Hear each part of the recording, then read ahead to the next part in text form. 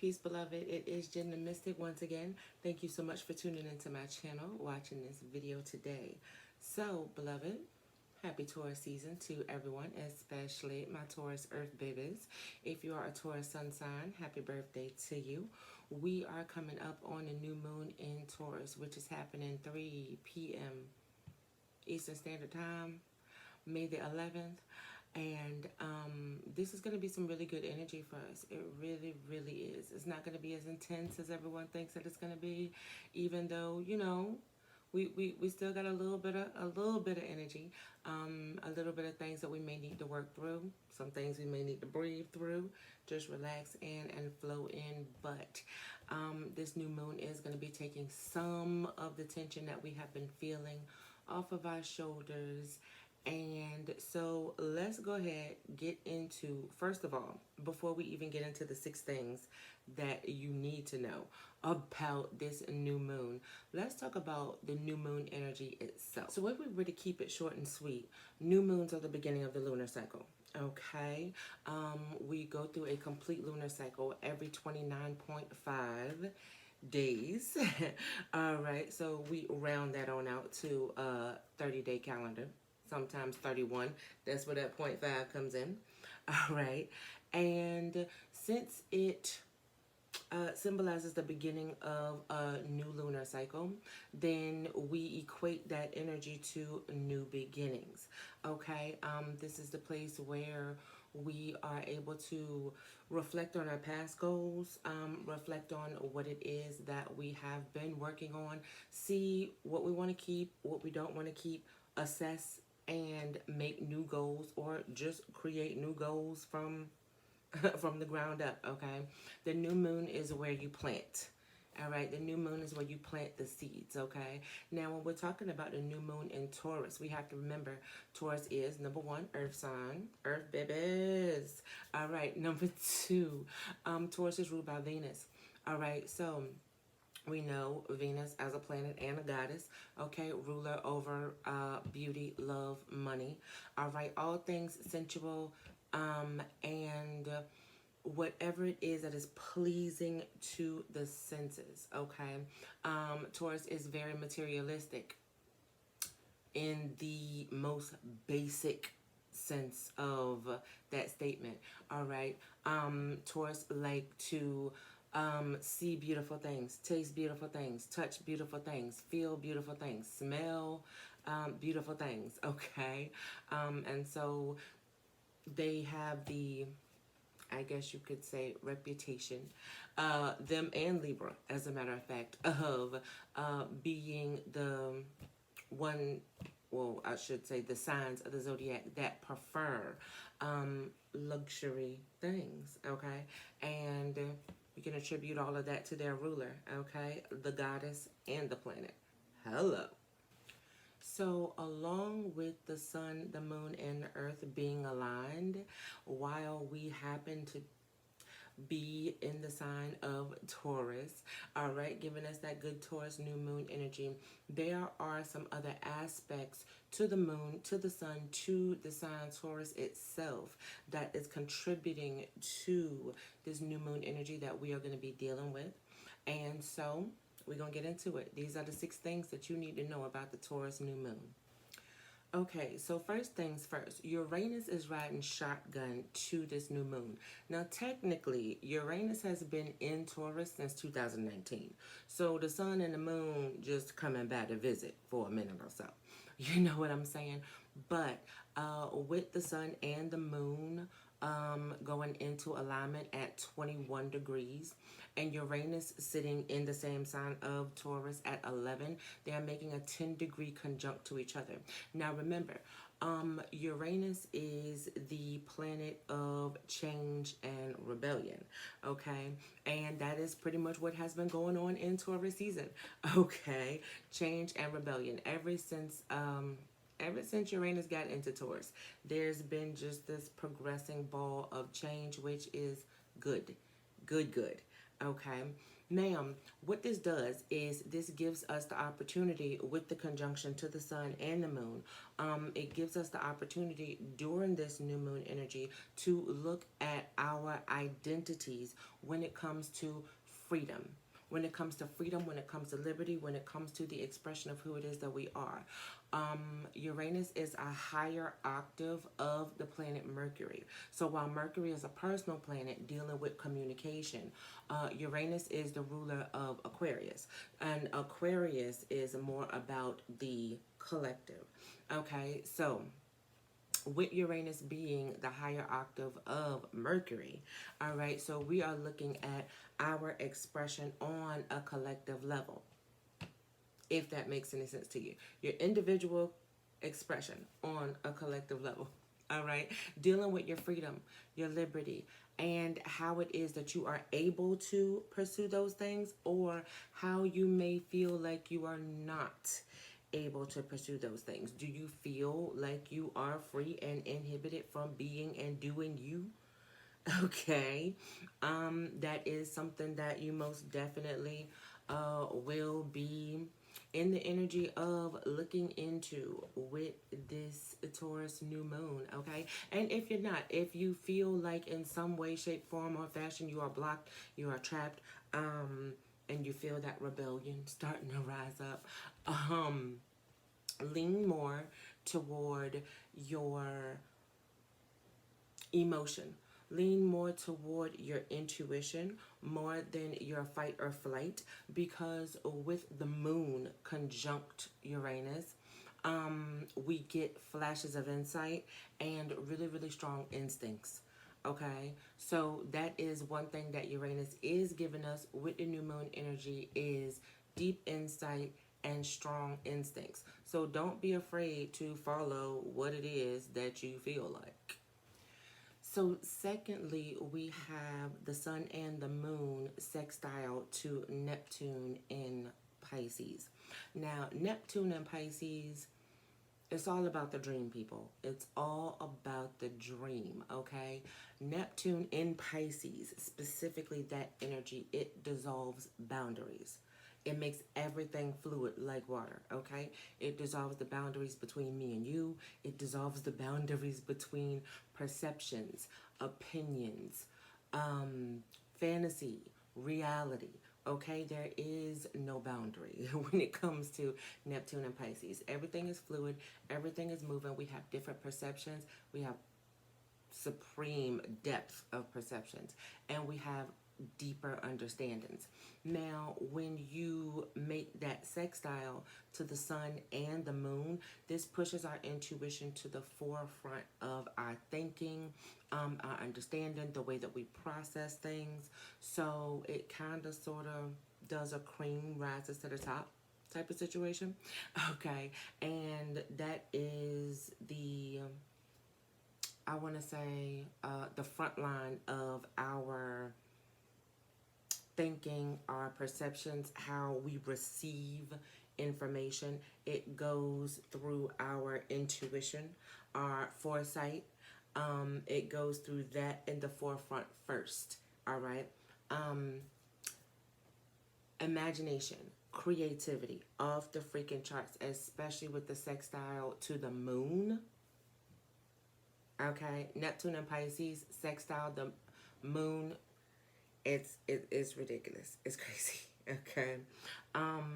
But what this does for the sun and the moon in Taurus is it gives you the ability to take your imagination and make it something that's tangible.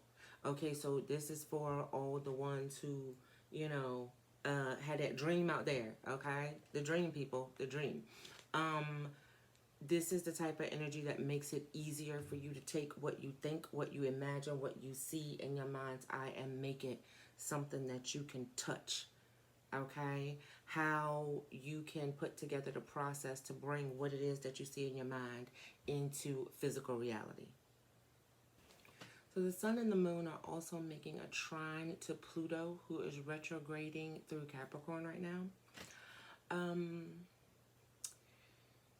This lends a deep insight into our own personal power. Pluto is the planet of personal power. As a matter of fact, Pluto is the powerhouse of the zodiac, right? Smallest planet, furthest one out, makes the most fucking noise in the sky, okay? I'm telling you. However, Pluto is not like personal power as you would think, like willpower, like maybe Mars, or the power of I am, like the sun. Not power like that. Pluto is your power over things, your power, your influence. All right. So what it is, what your effect is, what effect it is that you cause, your personal power. All right. So with the sun trine Pluto in retrograde in Capricorn, this gives us the opportunity to see where we might be lacking there in the personal power arena, okay, where we may have been either lacking or giving our personal power away, where we may have been offering influence over ourselves to other people. We may not have been paying attention to that. You know what I'm saying? Other people may have influences over us that we didn't intend. Doesn't even have to be people. Okay. Other things, situations, mindsets, thought processes have influence over us that we did not even intend. And this planetary aspect helps with that. Now, with Pluto in retrograde trying the moon, this gives us access into our deepest, darkest areas of our subconscious. Okay, and when I say deepest, darkest, I don't mean the worst and the never I mean what usually don't never get light shined on it at all. All right, so and there's a lot of personal power held in the dark. That's usually where it comes from. Okay, I'm just saying. So our sensitivity is heightened. Our sensitivity is heightened. Our intuition is most definitely deeper. We are a lot more influenced and motivated by our feelings, what it is that we feel, our emotions. Excuse me. And we're also impacted by that a lot easier also. So be careful, okay? Be careful, because Pluto's energy is very, very strong.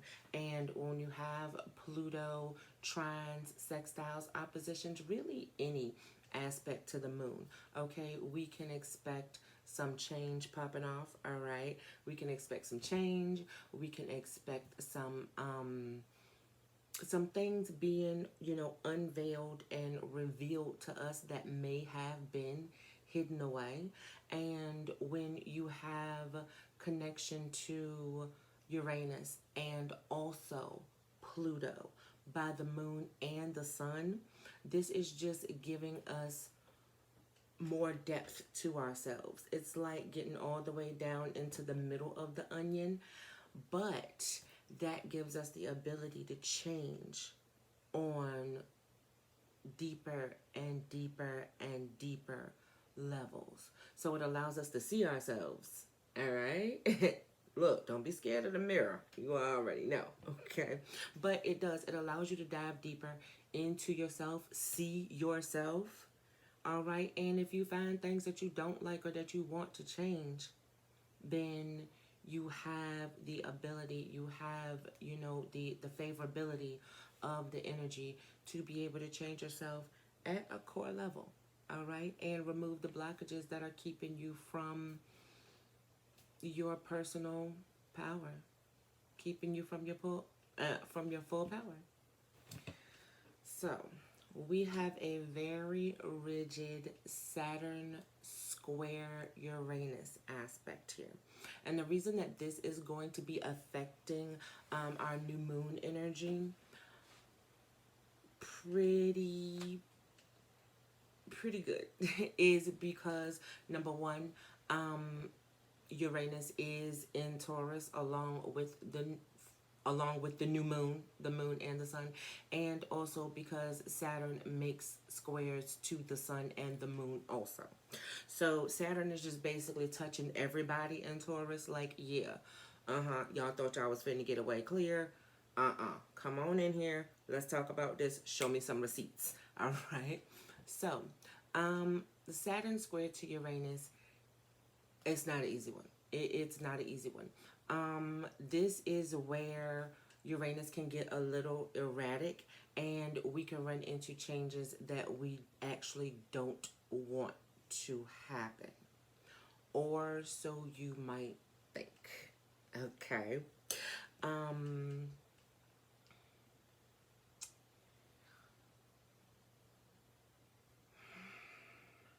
This is literally the energy of something could happen today that changes the trajectory of the next who knows how long.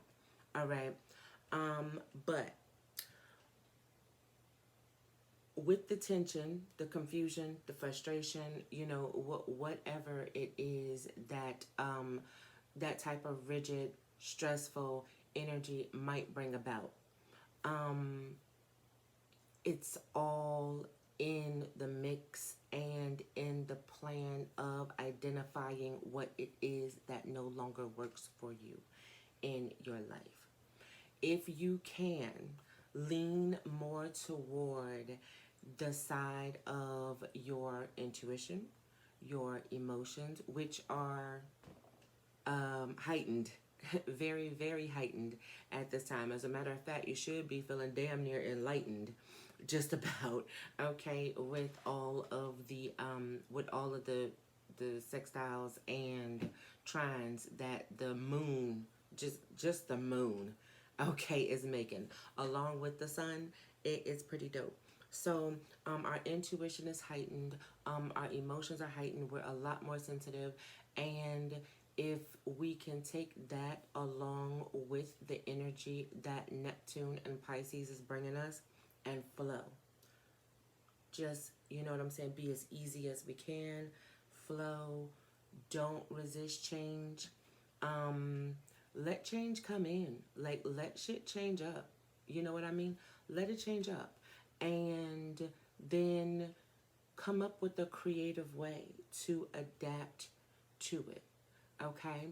And like I said before, once again, another opportunity to recognize what it is that is and is not working for you. All right? At that core level, at the level of your intuition, at the level of your intermotions, at the level of your emotions. At the level of your personal power, okay? Identify negative traits. Identify bad habits, okay? Identify outdated mindsets, you know, overreactions, overthinking, okay? Identify these things. Point them out. Call yourself out, all right? But the Saturn square Uranus aspect is a contentious aspect. It doesn't matter what sign it's in. So with the sun and the moon square Saturn,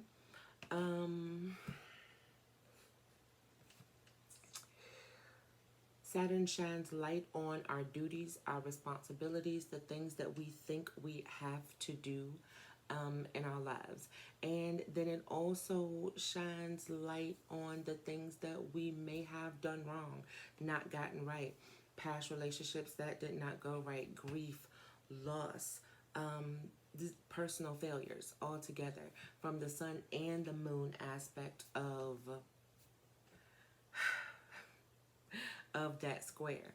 So this may come into play where you are identifying certain things, certain cycles, certain behaviors, you know, maybe certain habits that you want to come to an end for yourself. However, you might feel that there are certain rules, regulations, laws, okay, responsibilities, duties that you have to do or abide by or deal with or stick with or you know, any of those above. And that is something that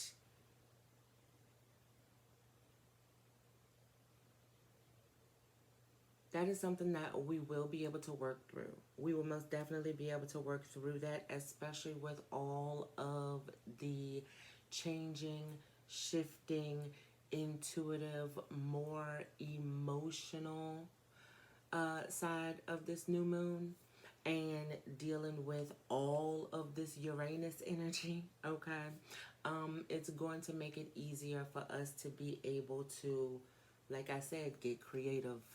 All right, get creative and find some ways around some things.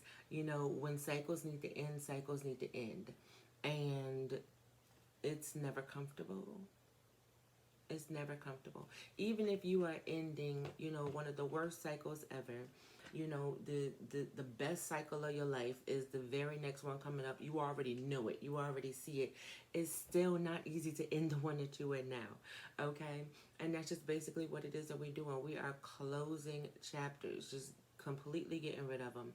And so with this square to Saturn, Saturn is just literally trying to call your attention to, you know, what it is that not just the status quo is, but what the box. Saturn is calling your attention to the box, okay? And as much as Uranus is trying to snatch ass up out of there, okay, Saturn is saying, hey, just so you know, this is the box. And if you go outside of the box, then you're doing some more rebellious, reckless shit. I'm all about rebellious, reckless shit. I don't know about you. So number 6, and the very last aspect that is going to be directly affecting us with this new moon energy, is Mars in Cancer, sextile to, once again, Uranus, all right, in Taurus. Now, Mars in Cancer helps us to be able to connect with past experiences, and I'm not talking about years past, I'm talking about months, okay, with months past experiences, emotions, what it is that we have learned over the past couple of months, and how it is that we can take the experiences that we've gone through, what it is that we have internalized, and what it is that we feel about it, the decisions that we've made there, the moves that we made there, and how we can integrate it into where it is that we are now. Okay, so when it comes to that Mars sextile to Uranus, we're looking at how that relates to our freedom. Okay, once again, the freedom. All right, the limiting beliefs. All right, the limiting beliefs that create the bad habits, or the limiting beliefs that prevent us from moving forward. All things that are limited, negative, the box. Okay, all things that try to keep us, you know what I'm saying, stuffed in there. All right, this energy gives us the insight and the focus to be able to maneuver around these things, from the merging of what it is that we've experienced not even that long ago, just previously, but with those decisions, those changes of mind, those new insights. You know, we just, like, we're 5 months, oh my God, we are 5 months into 2002, but we just came out of Pisces season, into Aries season, into Taurus season. You see what I'm saying? So we're only 3 months into the zodiac year. All right, so we're still fresh in this. All right, we're not 3 months. I apologize. 2, just 2. All right, Aries and Taurus. So we're still fresh in this thing. All right, we're still pushing old things out and planting the new seeds in the zodiac of Taurus for us to cycle around again. However, new cycles, okay? Not the old ones, not the broken ones, not the rewinds. We're not going backwards, and we are not trying to fast forward. All right, we're trying to be here, we're trying to be now, we're trying to be in the present with open minds, open energy, all right, and having that energy flow in a way that we can end cycles that we are done with and we can go into the brand new ones, all right? So Mars, sextile Uranus, gives us that push to be able to do that. You got to remember, Mars is the warrior, okay? Mars is the warrior, Uranus is rebellion. All right? Most definitely. So taking that, rooting it down, planting those seeds so that we're more focused on what it is that we need for the betterment of ourselves instead of what the consequences of what is better for ourselves may be, because it's not in the fucking box. So that is all I have for you. Thank you so much for watching this video. I appreciate it. By all means, come holler at me on the socials. Okay. I love to see y'all. Love to hear from y'all. Please give me a thumbs up if you know somebody who is interested in astrology or just needs to know about this Taurus new moon. By all means, share me with them. If you would like to look into more energy on the Taurus new moon, you can tune into the Taurus new moon pick a stack that I do have posted, and I will go ahead and put that link down in the bio for you. Private readings with me are open. All right, and so I will see you all later. Thank you so much for liking. I appreciate all of your comments. Enjoy the energy, beloved. It's not going to be as intense or roller coaster like as the previous energy has been. We're going to be able to chill out a little bit on this one. All right? Keep it open. Keep it easy. And I'll see you later. Peace.